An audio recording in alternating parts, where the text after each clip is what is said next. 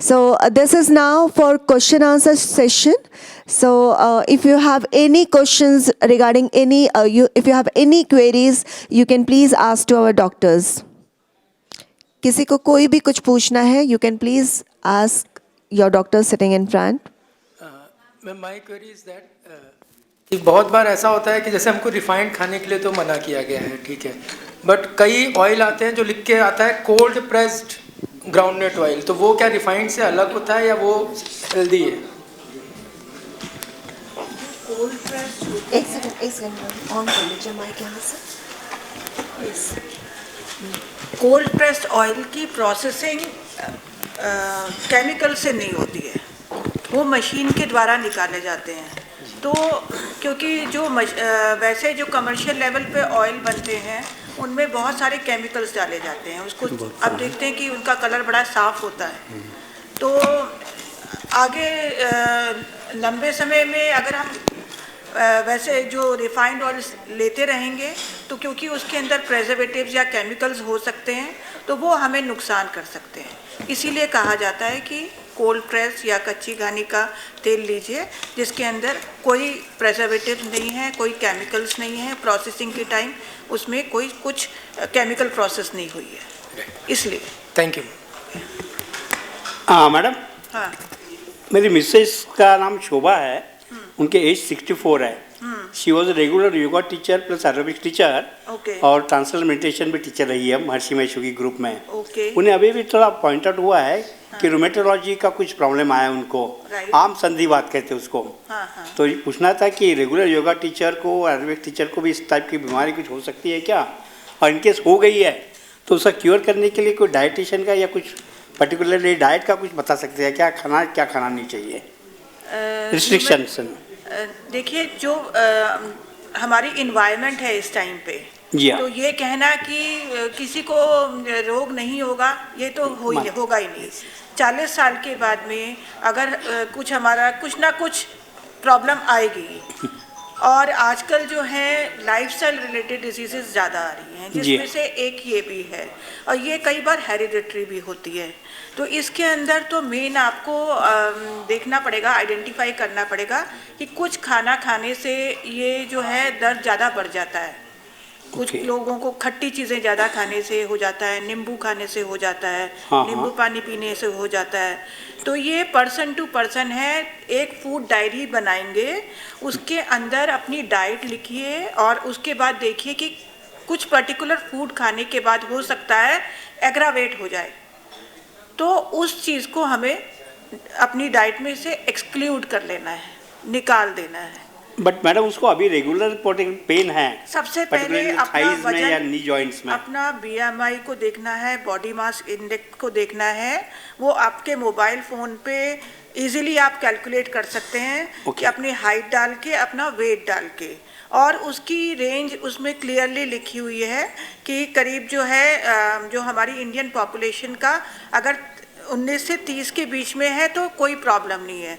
अगर 23 से ऊपर चला जाता है तो अंदर क्या मतलब फैट ज़्यादा हो गया. जब बॉडी के अगर हम बॉडी का कॉम्पोजिशन देखें, इसके अंदर हड्डियां हैं, मसल मास है, फैट मास है, मिनरल्स हैं.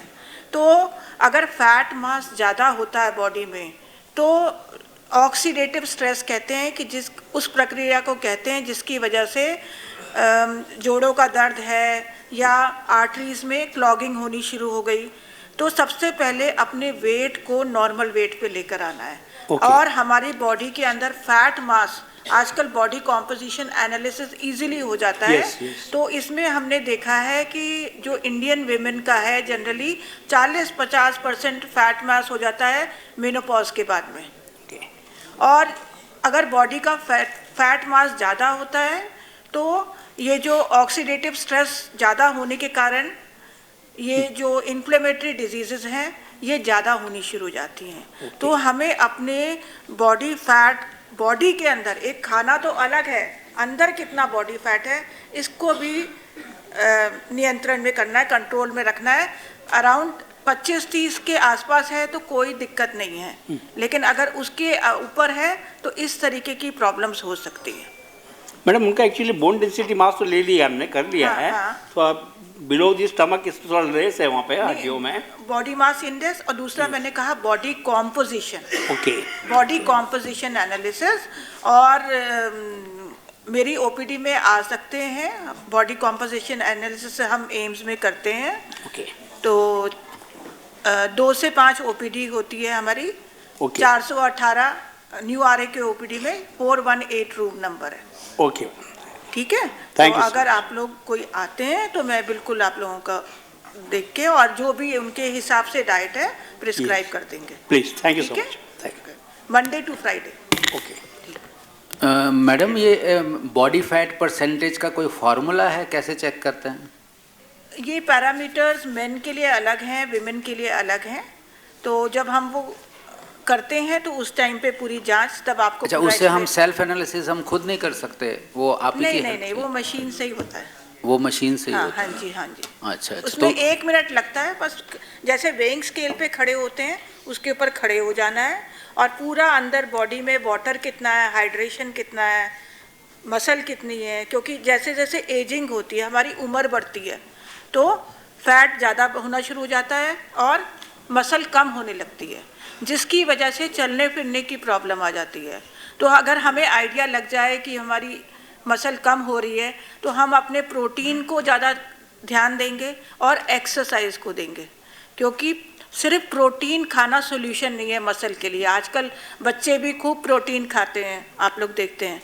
तो लेकिन साथ में रेगुलर उसके साथ एक्सरसाइज भी करनी पड़ती है, तभी हमारी मसल बनती है। अगर मसल बनी रहेगी तो हम जितने भी अपने रोज़ की क्रियाएं हैं बहुत अच्छे से कर पाएंगे। तो ये बॉडी का मतलब ये एक्सपर्ट एडवाइस से आपको समझाया जा सकता है। मैडम ये जो आपकी कराडा मशीन होती है तो उससे आपकी डिफरेंट है, मतलब कि उसमें डिटेल एनालिसिस होता है, तो आप ही के पास आना बेहतर है या कराडा मशीन प्राइवेट भी होता है ये कराडा मशीन वो में से हो जाता है? बॉडी कॉम्पोजिशन एनालाइजर कहते हैं। Analyser body composition analyser. क्योंकि हमने बहुत सारी चीज़ें खा ली, एब्जॉर्प्शन प्रॉपर नहीं हुई, यूटिलाइज नहीं हुई, सबकी बॉडी अलग है। मैं कहूँ कि आप 50 ग्राम प्रोटीन खा रहे हैं, ये 75 ग्राम ज़्यादा खा रहे हैं तो इनकी तो मसल ज़्यादा होगी, ऐसा नहीं है। हो सकता है कि आपकी बॉडी एब्जॉर्ब कम कर रही है, बाहर निकल रहा है। बहुत सारे फैक्टर्स होते हैं, वो पर्सन टू पर्सन डिपेंड करता है। तो ठीक है, वो 2 से 5 आपके पास आ सकते हैं। Thank you ma'am, thank you. पहले हमने एक बॉडी ऑर्गन्स का इंटेंसिटी या उसका ये जो मशीन उसकी मशीन देखी थी हमने। अब वो अभी भी एग्जिस्टेंस में है क्या? ऑर्गन्स ऑफ द बॉडी इसका इंटेंसिटी या उसके ये देखने के लिए व्हाट यू करेक्ट बॉडी के ऑर्गन्स का डिफरेंट ऑर्गन्स का, जैसे लंग्स है, स्टमक है, इंटेस्टाइन है, तो उसकी इंटेंसिटी बोलो या उसका पावर देखने के लिए ऐसी कोई मशीन देखी थी? छतरपुर में देखी थी, छतरपुर हॉस्पिटल में। उसमें नहीं है, मेरे पास नहीं है। ओके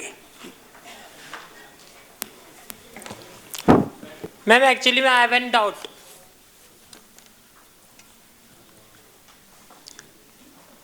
मैम जैसे कि बोलते हैं, मैंने अपने डॉक्टर्स को बताया था मेरा वेट लॉस हो रहा है, मतलब वेट गेन नहीं हो पा रहा। तो उन्होंने मुझे बोला था बेटा अपना जो डाइट है उसके लिए फूड थोड़ा ज़्यादा करो। तो मेरा जो डाइट है उसमें काफ़ी फूड ले लेता हूँ, काफ़ी खाना खाता हूँ, बट फिर भी मेरा वेट गेन नहीं हो पा रहा है। तो क्या फैक्टर्स हैं जो मुझे चेंज करने चाहिए अपने लिए? अच्छा देखिए, ऐसा है कि सबका बेसल मेटाबॉलिक रेट होता है और उसको बहुत चीज़ें तय करती हैं। एक आपने थायराइड वाली बात सुनी होगी, कुछ लोगों को हाइपोथायराइड होता है जिसकी वजह से मेटाबॉलिज्म बिल्कुल स्लो हो गया, मोटापा होना शुरू हो गया। कुछ लोगों को हाइपरथायराइडिज्म होता है जिससे क्या होगा कि मेटाबॉलिक रेट इतना इंक्रीज हो गया कि आपके जो भी खा रहे हैं वो बहुत फास्ट बर्न हो रहा है, शरीर में लग नहीं रहा है। ये भी हो सकता है आपकी एक्टिविटी लेवल बहुत ज़्यादा हो, ये भी हो सकता है। और ये भी हो सकता है कि आप जो खाना खा रहे हैं उसका कैलोरी कंटेंट कितना है, आपकी रिक्वायरमेंट कितनी है, कैलोरीज कितनी है। कई बार किसी को पेट में कीड़े भी हो सकते हैं, डिवॉर्मिंग करते हैं तब हम लोग। तो इसलिए अगर वेट लॉस हो रहा है खाने के बाद भी तो आपको मेडिकली दिखाना पड़ेगा, उसका रीज़न क्या है, उसका हमें पता जांच करनी पड़ेगी क्यों हो रहा है। ऐसे रैंडम नहीं बोल सकते कि भाई आपने तो खाना ज़्यादा खा के देख लिया ना, उससे तो गेन नहीं हो रहा, तो फिर हमें आपको एग्जामिन करके समझना पड़ेगा कि क्या रीज़न हो सकता है। Thank you ma'am. डॉक्टर साहब, हाइपो और हाइपर के एक्सेप्ट ये वेट बढ़ना और कम होने के अलावा और भी जो सिम्टम्स और रीजन है वो जरा बता दें। वेट लॉस के लिए नहीं, हाइपो एंड हाइपर, हाँ, एक तो हो गया वजन बढ़ना और एक कम होना, हाँ। इसके अलावा नहीं, इसके अलावा कुछ लोगों की अनकंट्रोल डायबिटीज होती है, तब भी वेट लॉस होता है एकदम से। कुछ लोग अपनी डायबिटीज आप देखते हैं ना एकदम दुबले हो गए, तो वो भी रीज़न है सडन वेट लॉस का। और डीवॉर्मिंग जैसे मैंने बताया वो भी है। वही तो पूछना चाह रहा था। तो ये मतलब कहने का है कि पर्सन टू इंडिविजुअलाइज अप्रोच होती है, no one size does not fit all. मतलब ये नहीं कि आपके लिए ये है तो इनके लिए अलग होगा। हाँ जी, हाँ कैंसर है, हाँ। तो वही आजकल की इन्वायरमेंट इतनी कार्सिनोजेनिक हो गई है, तो इसी की वजह से हो रहे हैं। जैसे अभी हम लोग चाय पी रहे थे, वहाँ चीनी भी पड़ी थी और आर्टिफिशियल स्वीटनर भी पड़ा था। तो लोग क्या सोचते हैं कि अपनी चीनी की जो होता है ना कि चीनी मीठा अच्छा लगता है तो हम चीनी नहीं खाएंगे, आर्टिफिशियल स्वीटनर ले लेंगे। लेकिन आजकल जो रिसर्च हो रही है, ये ज़्यादा खाना भी नुकसान करता है।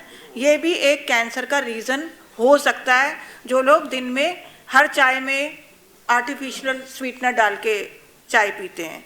तो अपनी जो मीठा खाने का जो है ना, वो हमें अपने माइंड को कंडीशन करना चाहिए, क्योंकि दिन भर में चीनी के करीब 5 चम्मच एक नॉर्मल पर्सन खा सकता है, जो नॉर्मल काम कर रहा है। लेकिन आप लोगों ने, जैसे आपके घर में कोई गेस्ट आते हैं तो आजकल होता है भाई जल्दी से कोल्ड ड्रिंक लेके आ जाओ, है ना। नींबू पानी बनाएंगे तो लगेगा कि पता नहीं अच्छे से इन्होंने हमें पूछा नहीं, हाँ। अच्छा से उसका टेस्ट अच्छा नहीं लग रहा हाँ, है, टेस्ट अच्छा नहीं लगा, चीनी ज्यादा नहीं तो डाली। कोल्ड ड्रिंक के जो 300 ml का कैन होता है, उसमें 9 चम्मच चीनी होती है, 9 चम्मच। आपकी रिक्वायरमेंट मैंने 4-5 चम्मच बोली, एक कैन में ही 9 पी गए। अच्छा, चीनी के अलावा उसके अंदर होता है बेंजोइक एसिड, तो सोडियम बेंजोएट होता है, जिसकी वजह से किडनी स्टोन हो सकते हैं। उसके अलावा फॉस्फोरिक एसिड होता है उसके अंदर। फॉस्फोरिक एसिड से क्या होगा, जो हमारे कैल्शियम है वो बोन से निकलना शुरू हो जाएगा, लीचिंग शुरू हो जाएगी, डिहाइड्रेशन हो सकती है। और कई लोग सोचते हैं कि चलो अब ये नॉर्मल कोल्ड ड्रिंक नहीं पीना, हम तो डाइट कोक पी लेते हैं, डाइट वाला ले लेते हैं। लेकिन डाइट में फिर आर्टिफिशियल स्वीटनर है, उसका और भी नुकसान है।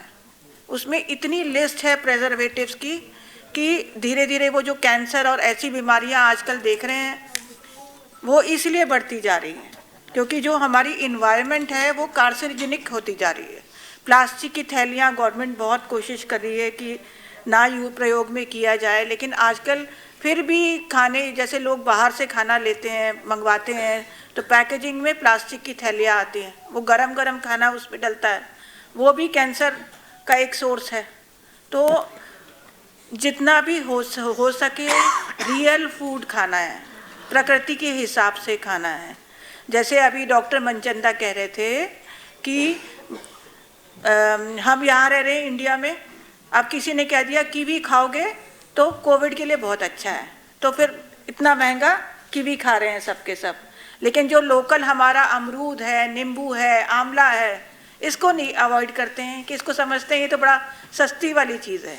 लेकिन असली न्यूट्रिशन लोकली अवेलेबल सीज़न के हिसाब से जो फल आया है या सब्जी है, उसके हिसाब से खाना है। दिन रात उसके हमको मैड रेस में नहीं जाना है कि ये महंगा फल है तो ये स्वास्थ्य के लिए ज़्यादा अच्छा है, और उसको भी लिमिट में खाना है।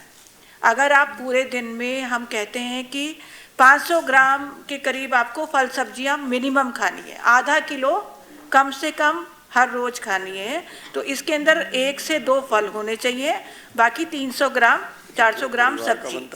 लेकिन अफोर्डेबिलिटी भी बहुत बड़ा इशू है, मतलब आजकल फल इतने सस्ते भी नहीं हैं, तो इसलिए बेस्ट है अपने घर में जैसे हर्ब्स होते हैं, पुदीना है, तुलसी है, ऐसी चीज़ें उगा सकते हैं कि जिससे कि आप रोज़ थोड़ा सा विटामिन सी मिनरल्स ले सकें, जिनकी परचेजिंग पावर कम है।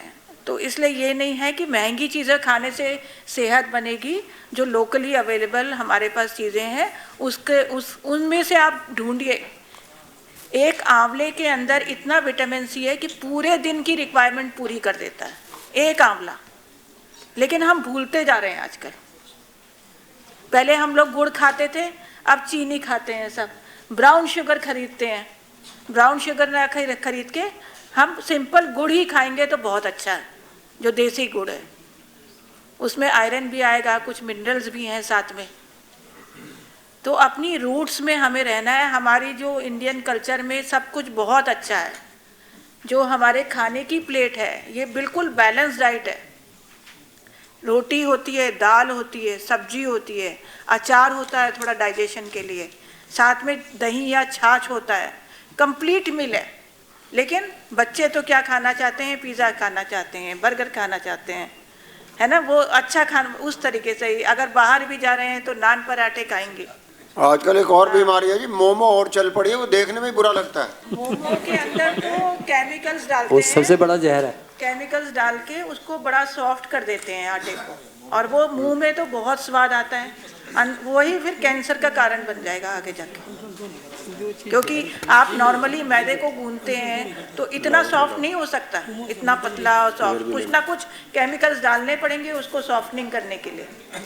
तो जितना रियल फूड खा सकते हैं ना, नेचर ने जैसे दिया है वैसे खाइए। ज़्यादा रेसिपीज़ बनाने की ज़रूरत नहीं है, ज़्यादा प्रोसेसिंग करने की ज़रूरत नहीं है। गाजर कच्ची खाओगे बहुत अच्छी है। गजरेला खाना है, गाजर का हलवा, तो कभी सीज़न में ले लो, लेकिन हर रोज़ में गाजर खाओ। मैडम, ये जो आपके मिलेट्स हैं, जैसे कहते हैं कि यहाँ पे गेहूं की रोटी को रिप्लेस कर देना चाहिए मिलेट्स, और मिलेट्स बहुत तरह की वैरायटी है। तो आप कोई रिकमेंड करेंगे जो डेली बेसिस पे आसानी से हम बना भी लें, क्योंकि रागी या ये चीज़ें बनाने में भी बड़ा मुश्किल होती है। तो कोई आसान तरीका कि जिससे हम मिलेट्स भी ले लें और हमें बनाने में भी दिक्कत ना आए।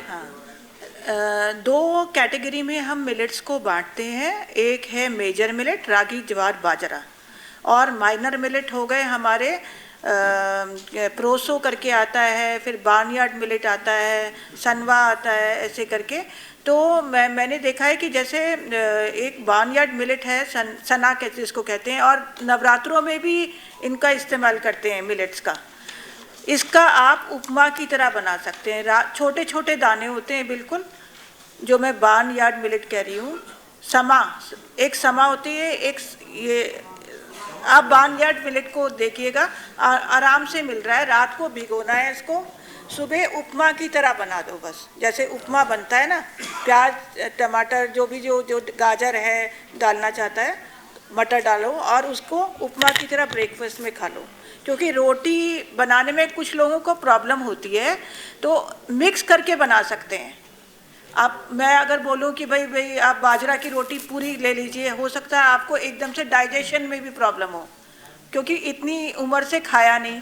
अचानक आप सोचें कि इतनी हैवी रोटी खाएंगे तो हो सकता है डाइजेस्ट भी ना हो।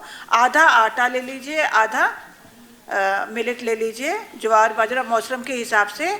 कम 50% तो गया अंदर, 100% नहीं गया तो वो मैं आपको सजेस्ट कर रही हूँ कि प्रॉब्लम सॉल्व करने के लिए, कि गूंदने में मुश्किल है, डाइजेशन में मुश्किल है, क्योंकि फाइबर इसमें हाई होता है। लेकिन हम देखते हैं कि इसके अंदर प्रोटीन बहुत ज़्यादा है, और जो साउथ में रागी होता है उसमें विटामिन ए बहुत ज़्यादा है। रागी बहुत ज़्यादा विटामिन है, और बच्चों के लिए बहुत अच्छा है। कुछ लोग जैसे देखते हैं कि पिक्चर हॉल में गए, बिल्कुल जब वो अंधेरे में कुछ दिख ही नहीं रहा है, तो नाइट ब्लाइंडनेस इसको कहते हैं। तो ये जो मिलेट्स अगर हम थोड़ा थोड़ा रोज़ अपने आटे में डाल लेंगे, जो भी गेहूं का आटा है, तो हमें इनकी न्यूट्रिशनल वैल्यू मिलती रहेगी बहुत आसानी से, पता भी नहीं चलेगा, और हमारा न्यूट्रिशनल स्टेटस अच्छा हो जाएगा। तो अगर एक इसकी रोटी मैडम बनाते हैं, अगर सपोज 50% आटा और 50% मिलेट्स, 50 कर लीजिए, 25 कर लीजिए, तीनों मील में अगर आपको करना है। अब शुरुआत करिए धीरे धीरे, पहले अपने को अडाप्ट करना है, अपने स्वाद टेस्ट में लाना है। सडन बोलेंगे ना तो वो चीज़ें नहीं होंगी, 1-2 दिन खाने के बाद फिर छोड़ देंगे। तो स्लोली चलना है, स्टेप वाइज चलना है, और बच्चों को भी इंट्रोड्यूस करना है, जो हमारे घर के छोटे बच्चे हैं, जिससे उनको हैबिट फॉर्मेशन हो जाए आगे। क्योंकि इस टाइम इतनी ज़्यादा लाइफस्टाइल रिलेटेड डिजीज़ हैं अभी पिछले 20-30 सालों में, इसको हमें नीचे लाने का यही तरीका है कि हमारी जो यंगर पॉपुलेशन है, बच्चे हैं, इनको जागरूक होना पड़ेगा, इनको अवेयर करना पड़ेगा हमें। Thank you ma'am, thank you.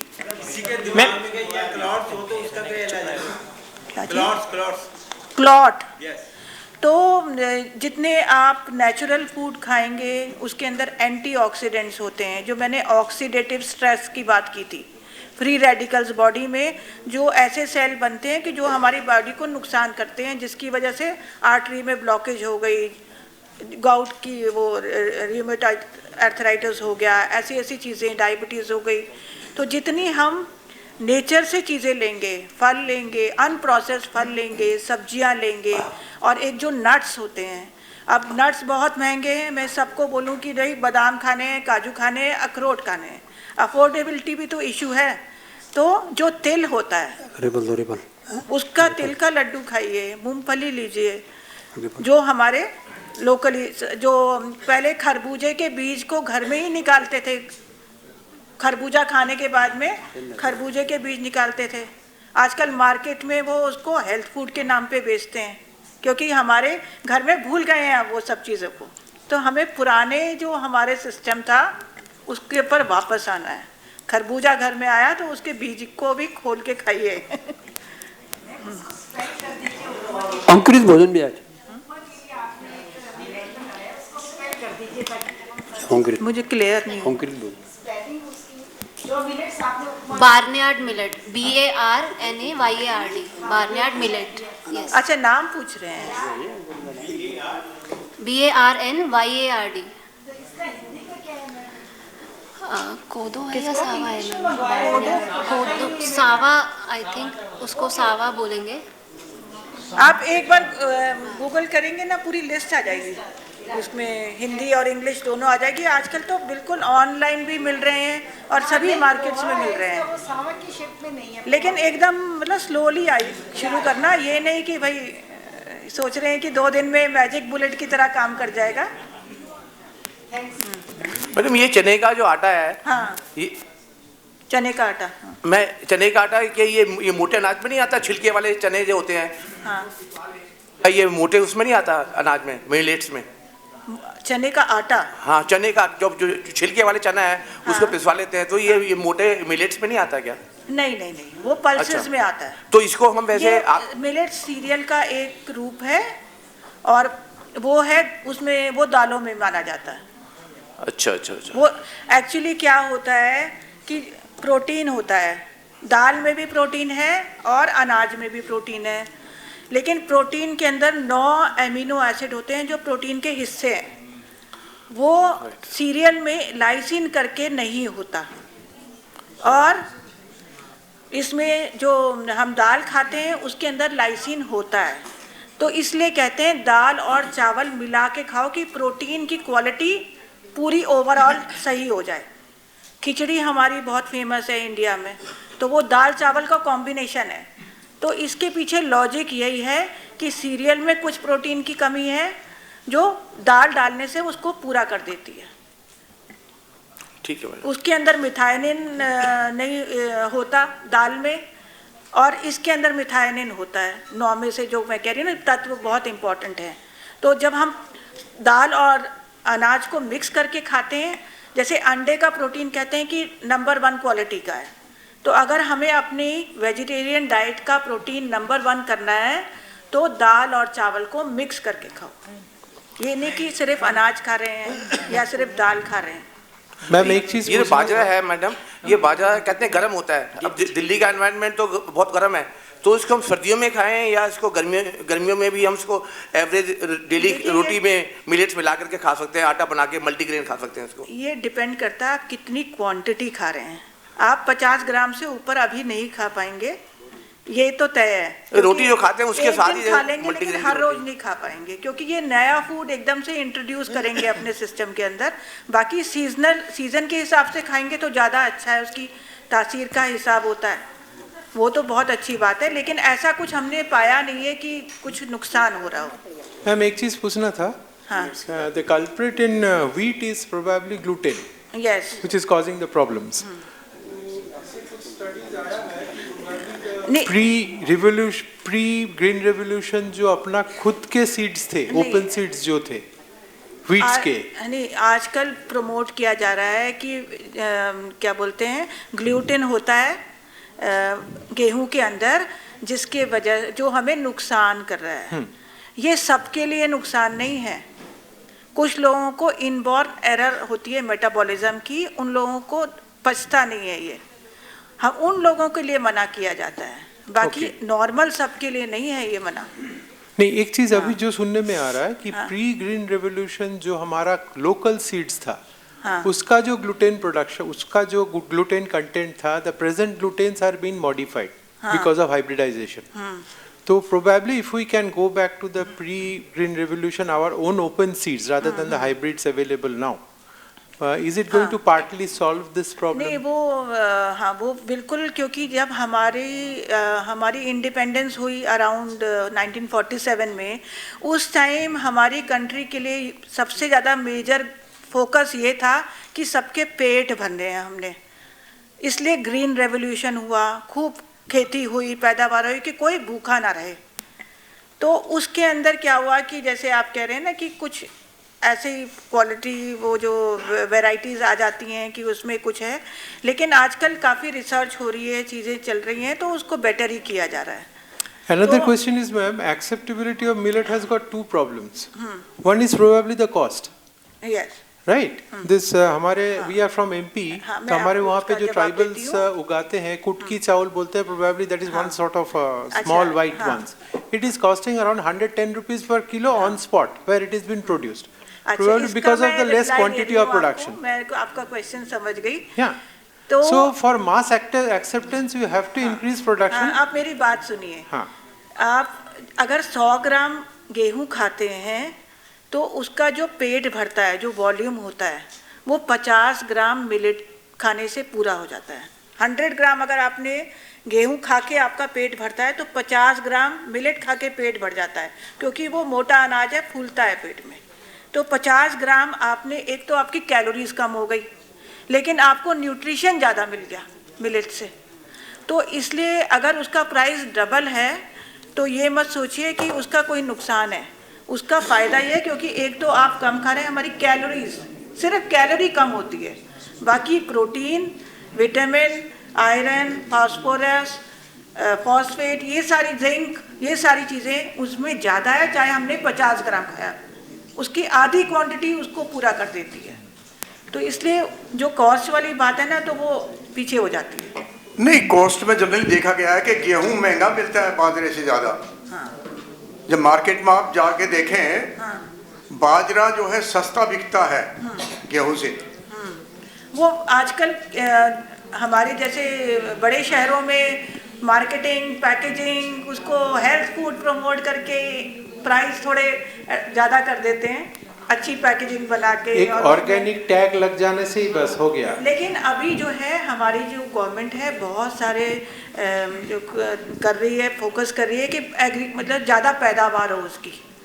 तो जब हमारी प्रोडक्शन कंट्री में ज़्यादा होगी तो प्राइस भी अपने आप नीचे आ जाएगी। पंजाब में तो बहुत ज़्यादा हो रहा है, इसको ग्रो कर रहे हैं, हरियाणा में कर रहे हैं। मैम, क्या मक्का भी मिलेट्स के अंदर आता है और गेहूं के अंदर बाजरा और मक्का मिलाया जा सकता है आटे के लिए?